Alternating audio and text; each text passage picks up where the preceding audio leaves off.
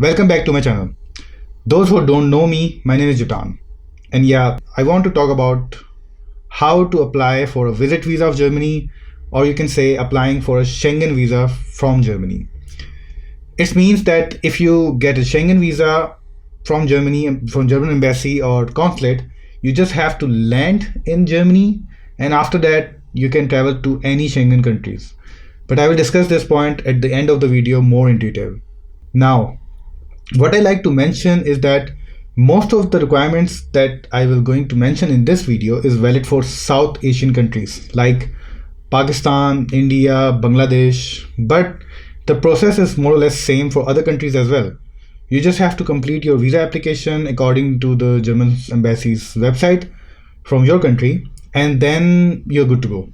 In the first part of the video, I'm going to mention all the important visa documents which you need in order to apply for a visit visa, and in the second part I will share some important tips to increase your visa acceptance chances. So let's talk first about the documents. Number 1, there is an application form which you can find in the link given in the description. Fill out the complete application in block letters, easy. So second, you need 2 biometric pictures with white background. Here you can see an example. Third, you have to show your personal income either in a form of your bank statement and tax statement or in a form of obligation letter.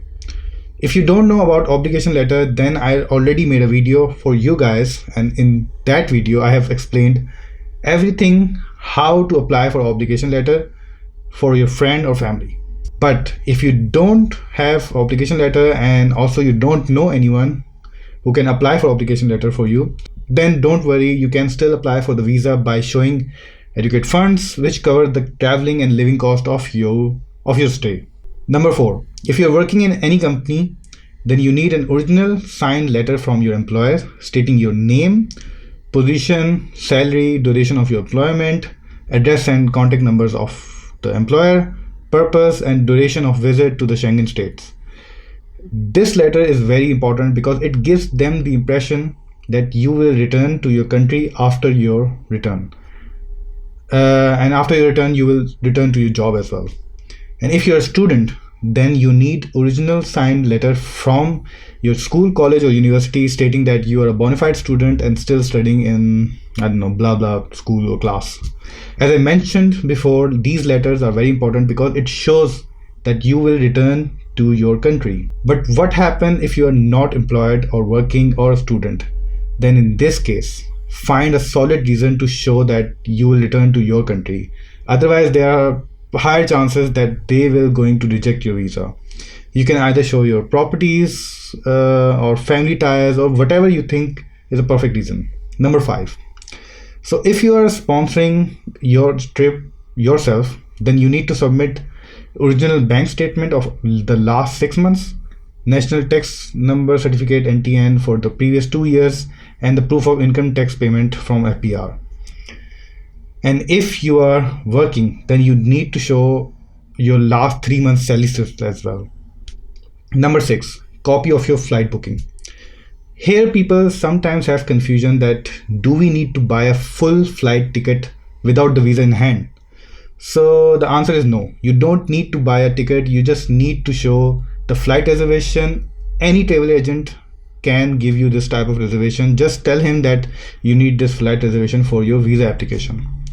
But if you want to buy your flight ticket online without the travel agent, then I would suggest go to the Turkish Airlines website, and there you can reserve a flight for free. I think there you can reserve a ticket for like 10 days, but not sure. I just remember when my family applied for the visit visa, they have submitted this Turkish Airlines reservation and it worked. Number 7, you need a passport which should be valid for at least 3 months from the expiry date of the visa applied for.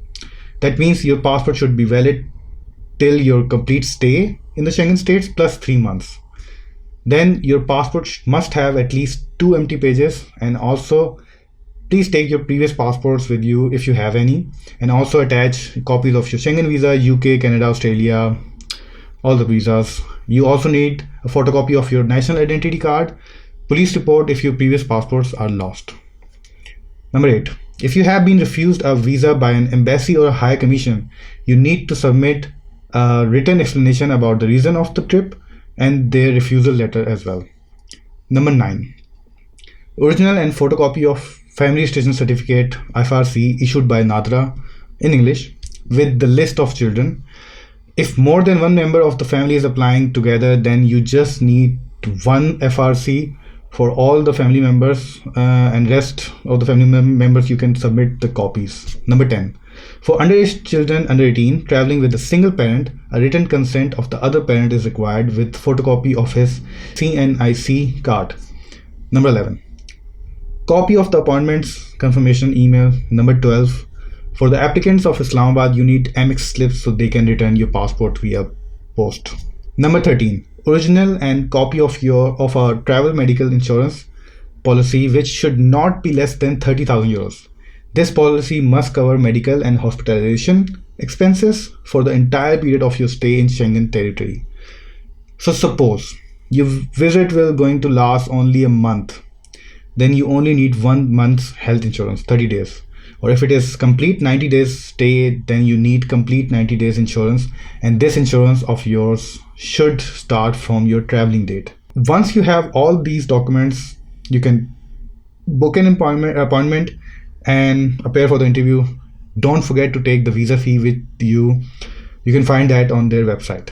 The embassy and consulate takes around 2 to 4 weeks to process your visa and return the passport. Keep one more thing in mind, that they will return whatever original documents you will take with you. They will not keep anything except the passport. I already shared some of the tips in between, but now I want to share a few more with some important points. Number 1. If someone is inviting you to Germany, then they should also give you the covering letter stating your personal information and tells about your stay in Germany and the rough itinerary.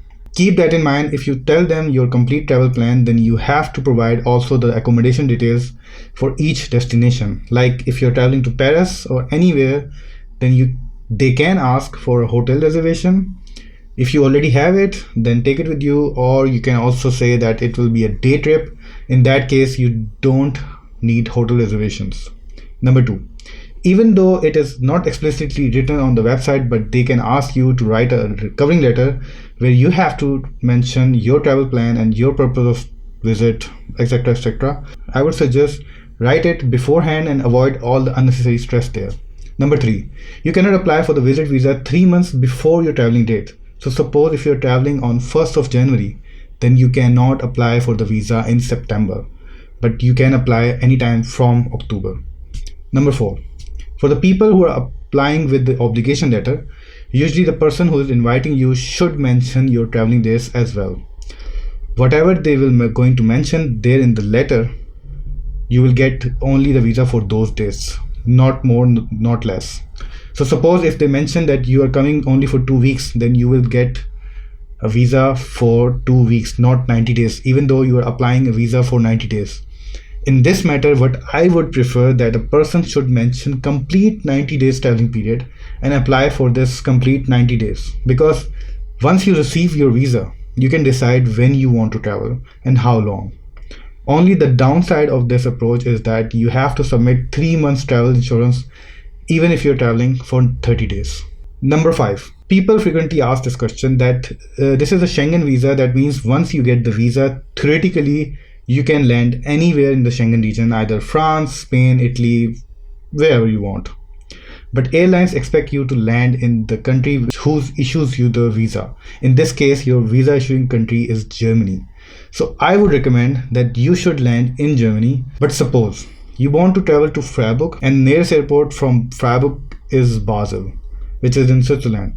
So you can land at the Basel airport, but please mention this during your visa interview, so they know at least. Last point, whoever is applying for the visa, they should show strong ties to your country, because if the embassy is not convinced, then they will going to reject your visa, and nobody wants a rejection on their passport.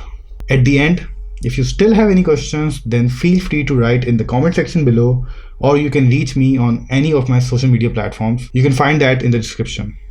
Last, you know what to do. You need to click here to subscribe me, In this case, you will not miss any of my new videos. See you next time in another video. Till then, ciao.